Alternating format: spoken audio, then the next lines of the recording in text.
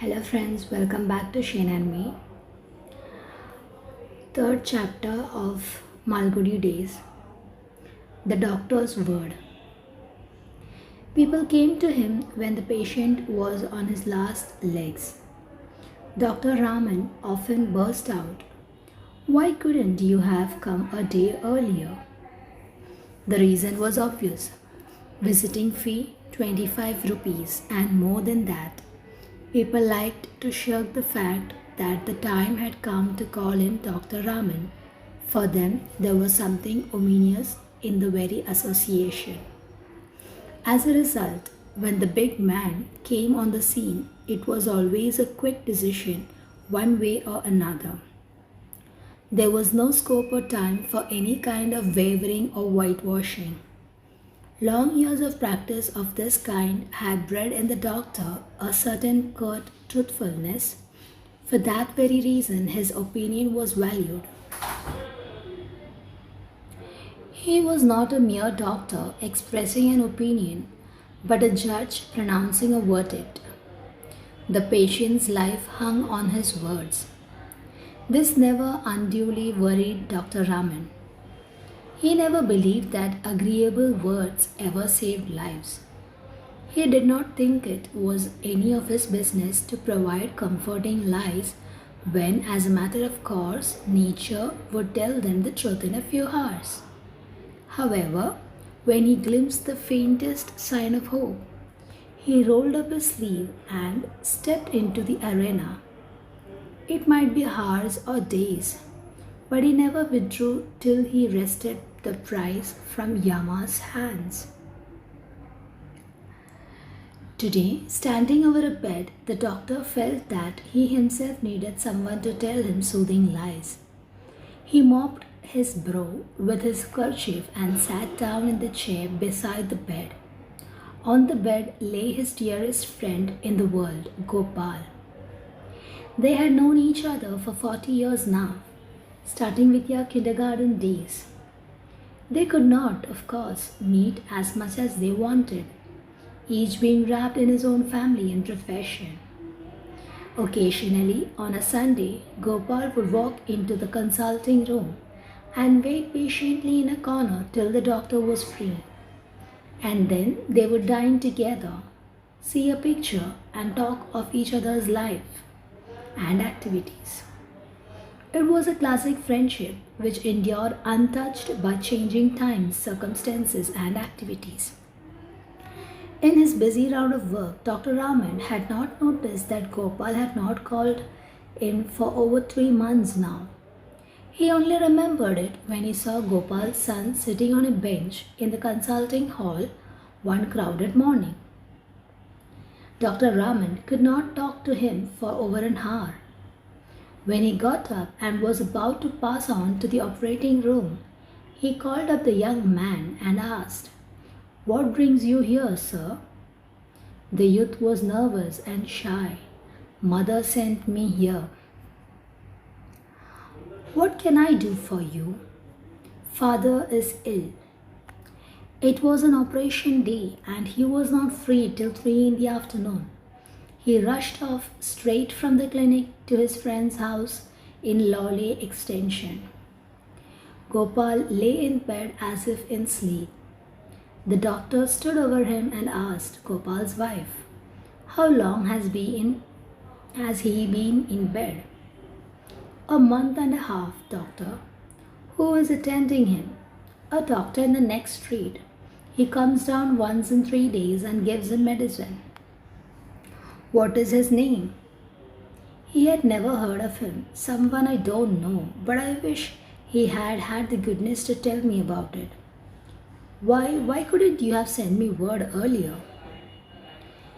"We thought you would be busy and did not wish to trouble you unnecessarily." They were apologetic and miserable. There was hardly any time to be lost. He took off his coat and opened his bag. He took out an injection tube. The needle sizzled over the stove. The sick man's wife whimpered in a corner and essayed to ask questions. "Please don't ask questions," snapped the doctor. He looked at the children who were watching the sterilizer and said, Send them all away somewhere except the eldest. He shortened the drug, sat back in his chair, and gazed at the patient's face for over an hour. The patient still remained motionless. The doctor's face gleamed with perspiration, and his eyelids drooped with fatigue. The sick man's wife stood in a corner and watched silently. She asked timidly, "Doctor, shall I make some coffee for you?" "No," he replied, although he felt famished, having missed his midday meal. He got up and said, "I will be back in a few minutes. Don't disturb him on any account." He picked up his bag and went to his car. In a quarter of an hour, he was back, followed by an assistant and a nurse. The doctor told the lady of the house, "I have to perform an operation." Why? She asked faintly. "I will tell you all that soon. Will you leave your son here to help us and go over to the next house and stay there till I call you?" The lady felt giddy and sank down on the floor, unable to bear the strain. The nurse attended to her and led her out. At about 8 in the evening, the patient opened his eyes and stirred slightly in bed. The assistant was overjoyed. He exclaimed enthusiastically, "Sir, he will pull through." The doctor looked at him coldly and whispered, "I would give anything to see him pull through, but the heart." "The pulse has improved, sir." Well, replied the doctor, "don't trust it. It is only a false flash up. Very common in these cases." He ruminated for a while and added, "If the pulse keeps up till 8 in the morning, it will go on for the next 40 years. But I doubt very much if we shall see anything of it at all after 2 tonight." He sent away the assistant and sat beside the patient. At about 11, the patient opened his eyes and smiled at his friend. He showed a slight improvement. He was able to take in a little food. A great feeling of relief and joy went through the household. They swarmed around the doctor and poured out their gratitude. He sat in a seat beside the bed, gazing sternly at the patient's face, hardly showing any signs of hearing what they were saying to him. The sick man's wife asked, "Is he now out of danger?" Without turning his head, the doctor said, "Give glucose and brandy every 40 minutes. Just a couple of spoons will do." The lady went away to the kitchen. She felt restless. She felt she must know the truth, whatever it was. Why was the great man so evasive? The suspense was unbearable. Perhaps he could not speak so near the patient's bed. She beckoned to him from the kitchen doorway. The doctor rose and went over. She asked, "What about him now? How is he?" The doctor bit his lips and replied, looking at the floor, "Don't get excited. Unless you must know about it, don't ask now." Her eyes opened wide in terror. She clasped her hands together and implored. "Tell me the truth," the doctor replied. "I would rather not talk to you now." He turned round and walked back to his chair. A terrible wailing shot through the still house. The patient stirred and looked about in bewilderment. The doctor got up again, went to a kitchen door, drew it in securely, and shut off the wail. When the doctor resumed his seat, the patient asked in the faintest whisper possible, "Is that someone crying?" The doctor advised, "Don't exert yourself, you mustn't talk." He felt the pulse. It was already agitated by the exertion. The patient asked, "Am I going? Don't hide it from me." The doctor made a deprecating noise and sat back in his chair. He had never faced a situation like this. It was not in his nature to whitewash. People attached great value to his word because of that. He stole a look at the other. The patient motioned a finger to draw him nearer and whispered, "I must know how long I am going to last." I must sign the will. It is all ready. Ask my wife for the dispatch box. You must sign as a witness. Oh, the doctor exclaimed. You are exerting yourself too much. You must be quieter. He felt idiotic to be repeating it. How fine it would be, he reflected, to drop the whole business and run away somewhere without answering anybody any question.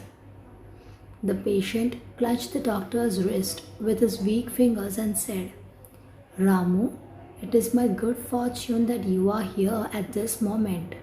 I can trust your word. I can't leave my property unsettled. That will mean endless misery for my wife and children. You know all about Subbaya and his gang. Let me sign before it is too late. Tell me. Yes, presently, replied the doctor.